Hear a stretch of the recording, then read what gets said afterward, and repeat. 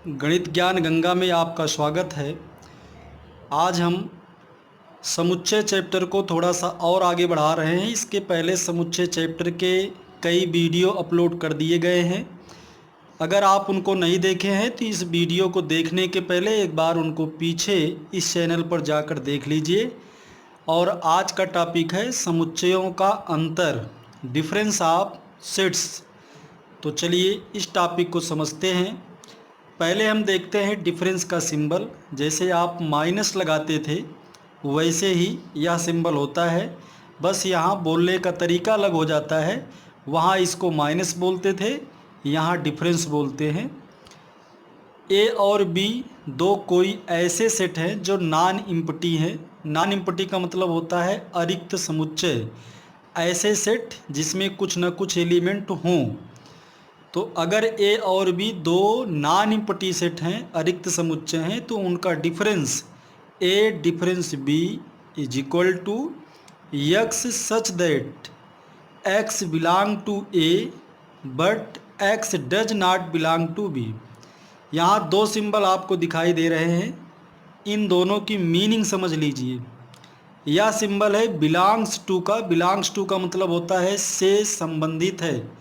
X belong to ए का मतलब यहाँ है यक्स समुच्चय ए का एलिमेंट है। X is the element of set ए। और इस सिंबल का मतलब है कि यक्स समुच्चय बी का सदस्य नहीं है।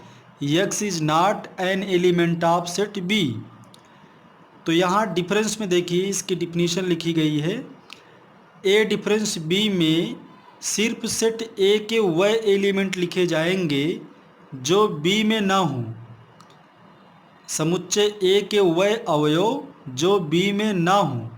ए डिफरेंस बी का ये अर्थ है, समुच्चय ए के वह अवयव जो बी में ना हों।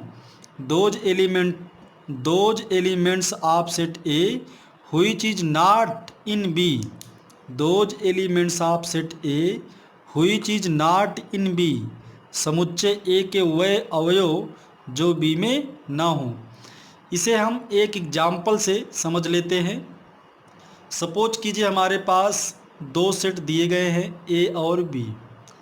मान लेते हैं सेट ए के एलिमेंट हैं 1 2 3 4 5 6 7 और सेट बी के एलिमेंट हैं 2 3 6।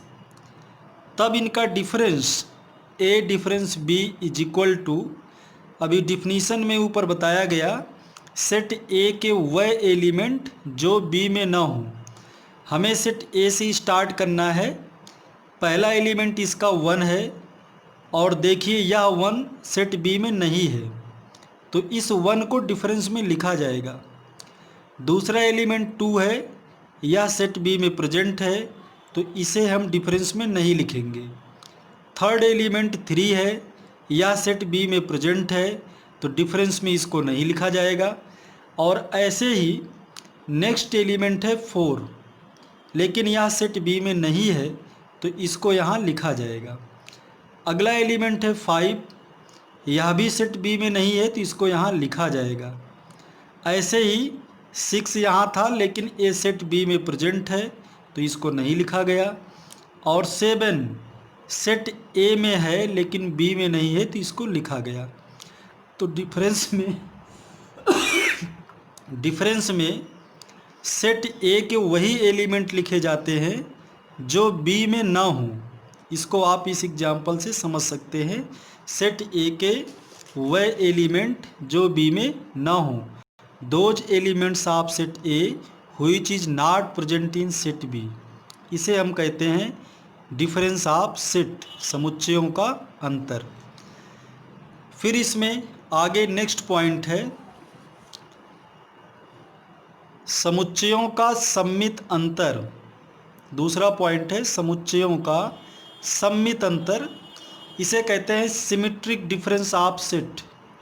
समुच्चयों का सम्मित अंतर, सिमेट्रिक डिफरेंस ऑफ सेट। इसका नोटेशन देखिए, एक सर्किल बना है, बीच में क्रॉस का सिंबल लगा है। इसे कहते हैं सिमेट्रिक डिफरेंस, सम्मित अंतर।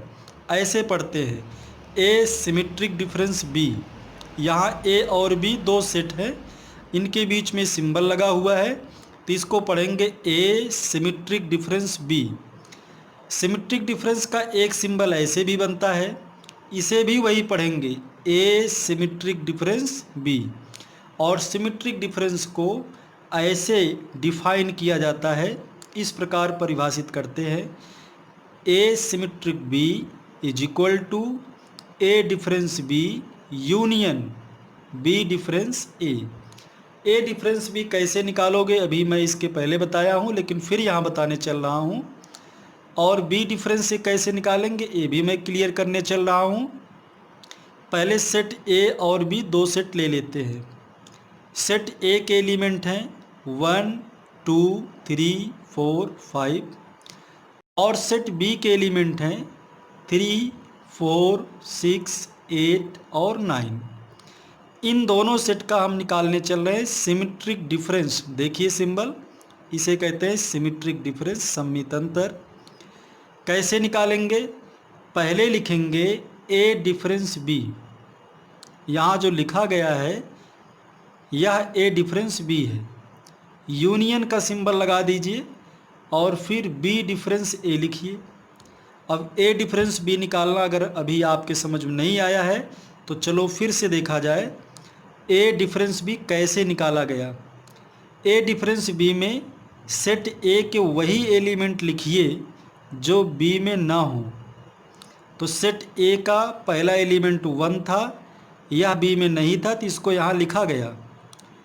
दूसरा एलिमेंट 2 है, यह भी इसमें प्रेजेंट नहीं है तो इसको यहाँ लिख लीजिए। 3 और 4 यहाँ भी था, इसको छोड़िए। 5 यहाँ नहीं है तो यहाँ लिख लीजिए। अर्थात ए डिफरेंस बी में सेट ए के वही एलिमेंट लिखिए जो बी में ना हो, यूनियन का सिंबल बना के बी डिफरेंस ए यहाँ लिखा गया है। तो बी डिफरेंस ए में बी के वही एलिमेंट लिखोगे जो ए में ना हो।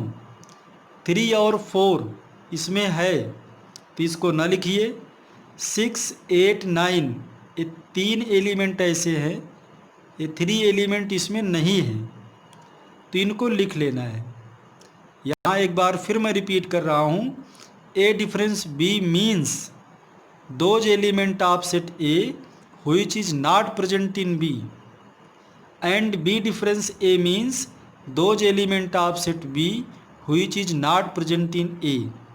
A difference B का मतलब है A के वह अवयव जो B में ना हो, और B difference A का तात्पर्य है मतलब है B के वह एलिमेंट जो A में ना हो। तो जब A डिफरेंस B निकालिएगा तो A के उन सभी एलिमेंट को हटा दीजिए जो बी में ना हो, बी में हो। अब बी डिफरेंस ए निकालिएगा तो बी के उन सभी एलिमेंट को हटा देना जो ए में हो। मैं इस बात को कई बार आपको इसलिए बता रहा हूँ कि ये कॉन्सेप्ट क्लियर होना चाहिए, भूले ना। अगर भूल गया तो आगे भी समझने में आपको प्रॉब्लम होगी। और ये ऐसा टॉपिक है जिससे रिलेटेड क्वेश्चन एग्ज़ाम में 100% आएगा। मैं पहले बता दे रहा हूँ, आ नहीं सकता, आएगा। तो ये सबको आना ही चाहिए डिफरेंस निकालना। नेक्स्ट पॉइंट है सार्वत्रिक समुच्चय यूनिवर्सल सेट। सार्वत्रिक समुच्चय यूनिवर्सल सेट, इसको भी देखिए क्या है सार्वत्रिक समुच्चय, यूनिवर्सल सेट क्या है, आओ समझा जाए। सार्वत्रिक समुच्चय जिसको हम यूनिवर्सल सेट कहते हैं क्या है, इसकी मैं वैसे डिफिनीशन लिखा हूँ, लेकिन डिफिनीशन आप पढ़ लेंगे समझ जाएंगे तो बहुत इजी हो जाएगी। इसमें कुछ याद करने जैसा नहीं है, रटने की कोई ज़रूरत नहीं है, केवल समझने का विषय है, समझना ही इसके लिए पर्याप्त है। देखिए लिखा है किसी विशेष संदर्भ में लिए गए समुच्चयों में ऐसा समुच्चय जिसमें शेष सभी समुच्चय के अवयव विद्यमान हों उसे सार्वत्रिक समुच्चय कहा जाता है।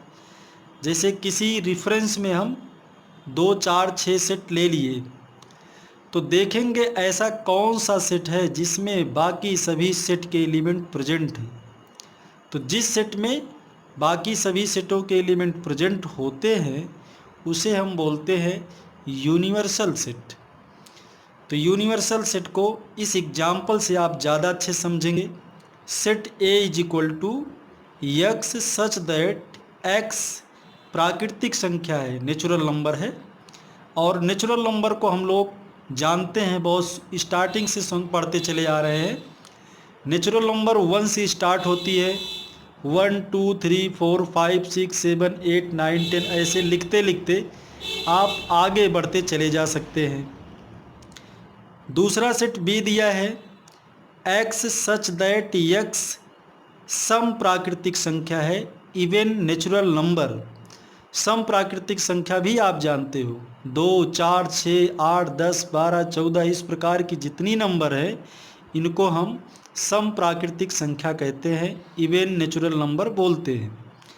Set C, X such that X विषम प्राकृतिक संख्या है, odd natural number. Odd natural number में आता है 1 3 5 7 9 ऐसे बढ़ते बढ़ते चले जाइए आगे। अब आपको देखना है कि ये जो 3 समुच्चय लिखे गए हैं, there are 3 sets are written, इन सभी सेट में ऐसा कौन सा है जो सबसे बड़ा है, जिसके अंदर बाकी दोनों सेट के एलिमेंट हैं। तो आप एकदम स्पष्ट रूप से बता सकते हैं, यहाँ जो सेट ए लिखा है इस सेट ए में बी और सी दोनों के एलिमेंट हैं, क्योंकि जब हम सभी नेचुरल नंबर को लिखेंगे तो उसमें इवन भी आएगी और आड भी आ जाएगी, अर्थात यह समुच्चय सबसे बड़ा है। This set is the largest, इन तीनों में ये सबसे बड़ा है। तो ऐसे जहाँ भी आपको कुछ सेट लिखे मिले तो वहाँ देखिए सबसे बड़ा सेट कौन है, ऐसा कौन सा सेट है जिसमें बाकी सभी सेट के एलिमेंट प्रेजेंट हैं। तो जो सेट इसमें से सबसे बड़ा होता है उसे हम कहते हैं यूनिवर्सल सेट, सार्वत्रिक समुच्चय। बच्चों इसके पहले हम समुच्चय में कई वीडियो बना चुके हैं, आप इस चैनल के माध्यम से उन सभी वीडियो को देखिए और पूरे समुच्चय जो कि 11th का पहला चैप्टर है, इम्पॉर्टेंट है, आगे आने वाले 2 चैप्टर में इसकी बहुत ही ज़्यादा उपयोगिता है, काफ़ी इम्पॉर्टेंट है। ऐसे सभी चैप्टर को समझने के लिए सेट जानना बहुत ज़रूरी है। तो सब लोगों को मैं ऐसा सजेस्ट करता हूँ, सुझाव देता हूँ कि जो पीछे वीडियो ना देखे हों अच्छे से उनको देख लें, 2 बार 3 बार 4 बार वीडियो देख के समझ कर अपनी कॉपी में नोट कर लें और नोट करने के बाद इस वीडियो को देखें, इसको भी समझें। कल के वीडियो में आपको सेट से रिलेटेड ऐसी कुछ थ्योरम्स बताई जाएंगी, ऐसी प्रमेय बताई जाएंगी जिनका बहुत ही ज़्यादा इम्पोर्टेंट होता है, उनको समझने में इन सभी नियमों की ज़रूरत पड़ेगी। तो आप सब इन सभी वीडियो को देखिए, देखने के बाद कल इसी टाइम आपको नया वीडियो मिलेगा। आज से अपना टाइम जान लीजिए कि हर दिन एक नया वीडियो आपको इस चैनल पर मिलेगा। उसको पढ़ने के लिए चैनल को सब्सक्राइब कर लीजिए, जिससे कि इसका नोटिफिकेशन मिलता रहे और आपकी पढ़ाई इस लॉकडाउन में अच्छे से चलती रहे।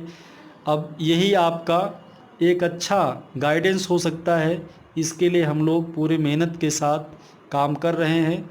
इसमें आपका सहयोग इतना ही चाहिए कि वीडियो को ज़्यादा से ज़्यादा अपने मित्रों में शेयर करें।